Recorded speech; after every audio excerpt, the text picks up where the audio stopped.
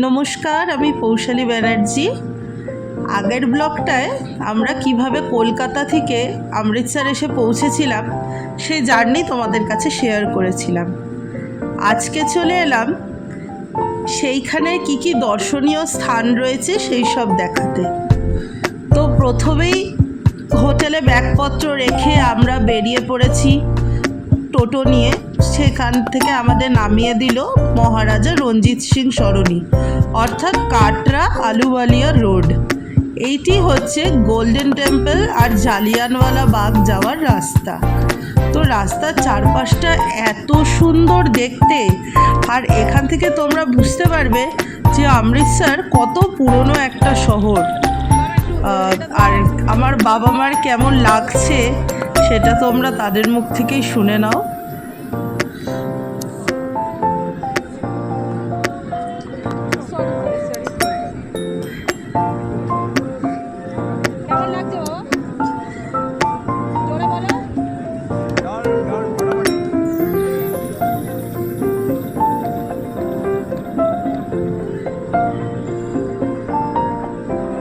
আর একটা জিনিস খেয়াল করেছো তোমরা, রাস্তাটা কতখানি পরিষ্কার, কোনো রকম কোনো নোংরা নেই, কিচ্ছু নেই, একদম চকচক করছে রাস্তা। অ্যাকচুয়ালি ওরাও, আমাদের পাঞ্জাবি ভাইরাও খুব পরিষ্কার রেখেছে। আর এই আমরা চলে এসেছি গোল্ডেন টেম্পলের প্রাঙ্গণে। এখানে জুতো রেখে, হাত ধুয়ে, ইভেন পা ধুয়ে পর্যন্ত গোল্ডেন টেম্পলে আমাদের ঢুকতে হবে। খুবই পরিষ্কার পরিচ্ছন্ন, মানুষ এমনকি এত পরিষ্কার, মানুষ এইখানে শুয়ে আছে, বহু মানুষ এখানে শুয়ে আছে। এই আমরা পাটা ধুয়ে, আর জলটা এত ঠান্ডা আর এত ভালো লাগবে। আমি শীতকালেও একবার এসেছিলাম, তখন এই জলটি আবার গরম জল হচ্ছিল। আর ওনারা তো মানুষের প্রচণ্ড সেবা করেন, সে সেবা তুলনা করা যায় না। এখানে চেকিং হয়ে আমাদেরকে ভিতরে ঢুকতে দেওয়া হয়েছিল। তো ঢুকেই মন ভরে যাবে এত সুন্দর গোল্ডেন টেম্পলের দৃশ্য দেখে, ভীষণ সুন্দর।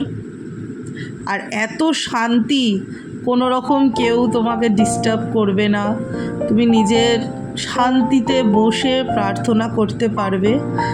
আর এই গোল্ডেন টেম্পলটি পুরোটাই সোনার তৈরি, পুরোটাই। আর এই জলটা খুব সুন্দর লাগছিল দেখতে।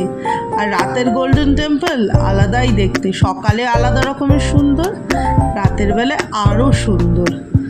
গোল্ডেন টেম্পলের চারপাশের চত্বরটা তোমাদের দেখিয়ে দিলাম। তো আমরা কিছুক্ষণ ওইখানে আড্ডা মেরে, অ্যাকচুয়ালি আড্ডা না, একটু গল্প করে সময় কাটিয়ে তারপরে লঙ্গরে খাওয়া দাওয়া করে, লঙ্গরের খাওয়া নিয়ে তো কোনো কথাই হবে না। এটি হচ্ছে লঙ্গরের কিচেন। আর যাদের তোমরা দেখতে পাচ্ছ, এনারা কিন্তু কেউ মাইনে করা লেবার বা শ্রমিক নয়, এনারা সবাই কিন্তু ভালো পরিবারের এবং সবাই স্বেচ্ছাসেবক। নিজের ইচ্ছা মতো সময় এখানে দেয়, মানুষের সেবা করে।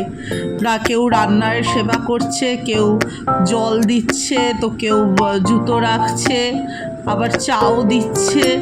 মানে ভীষণ ভালো ব্যবস্থা। পরের দিন সকালে ব্রেকফাস্ট কুলচা, অমৃতসরি কুলচা খেয়ে আমরা বেরিয়ে পড়েছিলাম। আর এছাড়া যা যা সাইট সিন আছে সেই সব দেখতে। আর এই হচ্ছে অমৃতসর শহরটা। তো আমরা টোটো নিয়ে ঘুরতে ঘুরতে একটাই কথা তোমাদের বলি, আমি ওখানকার লোকেদের কাছে শুনলাম যে এই অমৃতসর আর পাকিস্তানের লাহোর প্রায় একই সময় হয়েছিল, মানে একই সময় এদের জন্ম আর কি। আর ওই জন্য লাহোর আর অমৃতসরকে টুইন সিটি বলা হতো, অর্থাৎ যমজ, দুজনে ছিল যমজ। আর তারপরে যেতে পাঞ্জাবের বিখ্যাত লস্যি খেলাম।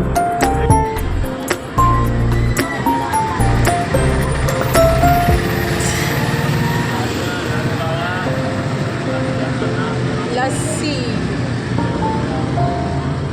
এত বড় গ্লাসে এনারা লস্যি দিচ্ছেন।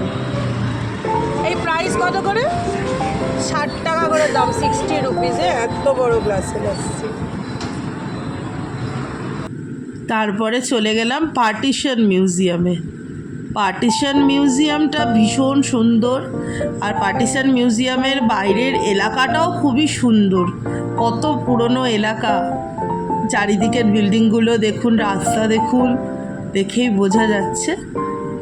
আর এই গেটগুলো দেখছি সারা অমৃতসরে করা রয়েছে।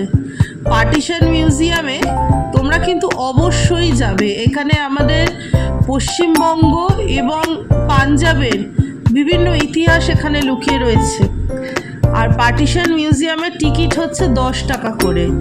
আর একটা অডিও আমরা গাইড নিয়েছিলাম, আমাদের একটা টেপ রেকর্ডার ওনারা আমার হাতে ধরিয়েছিলেন, ওটা 100 টাকা।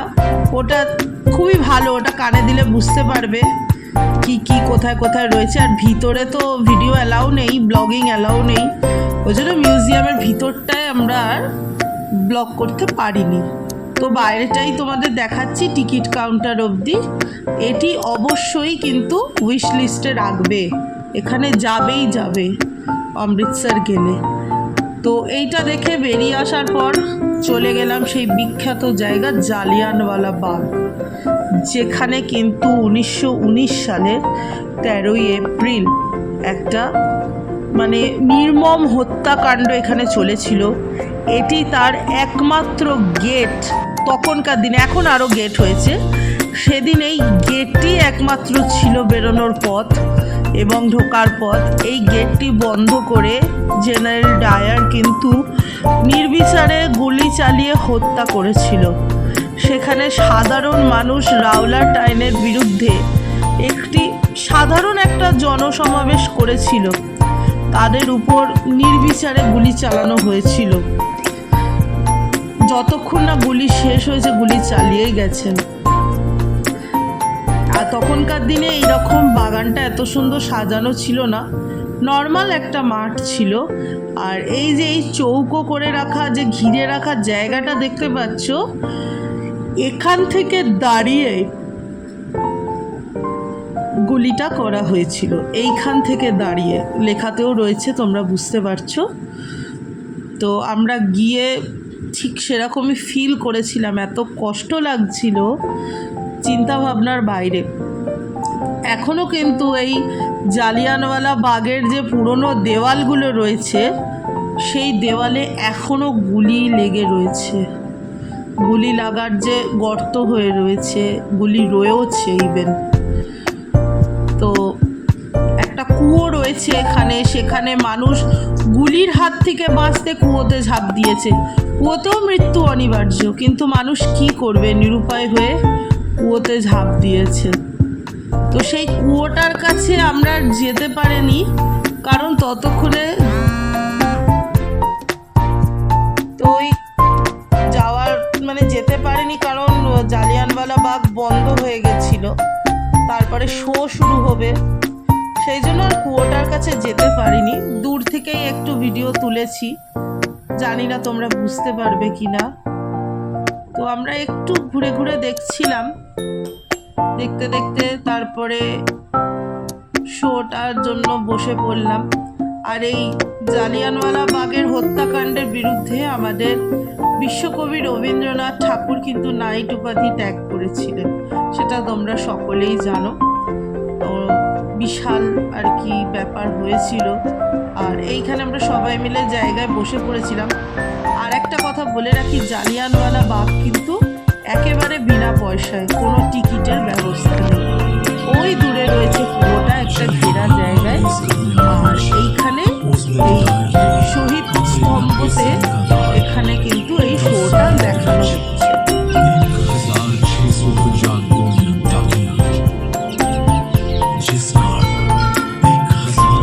তো খুব ভালো লেগেছিল, গায়ে কাঁটা দেওয়ার মতো একটা শো। তো যে পারবে, তোমরা যতজন পারবে গিয়ে দেখো, কোনো রকম কোনো টিকিটের ব্যবস্থা নেই।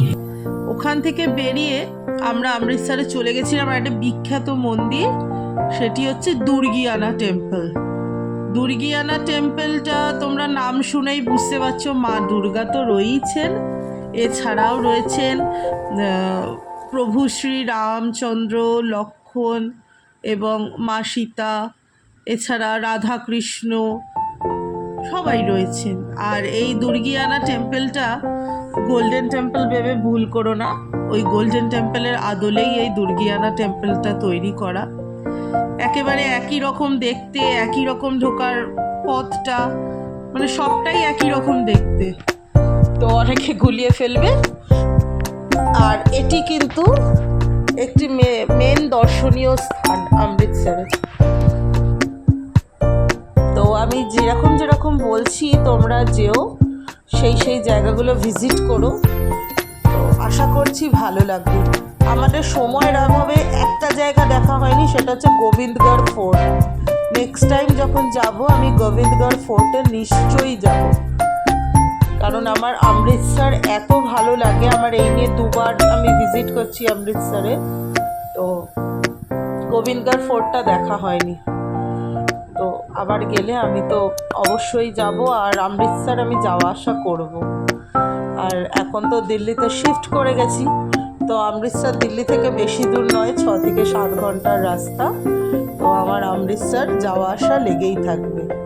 এখানেও কিন্তু দেখতে পাচ্ছ তোমরা অমৃতসরের ওই গোল্ডেন টেম্পলের মতো এখানেও বিশাল লেক রয়েছে, লেকের মাঝখান দিয়ে রাস্তা গিয়ে মন্দিরটা।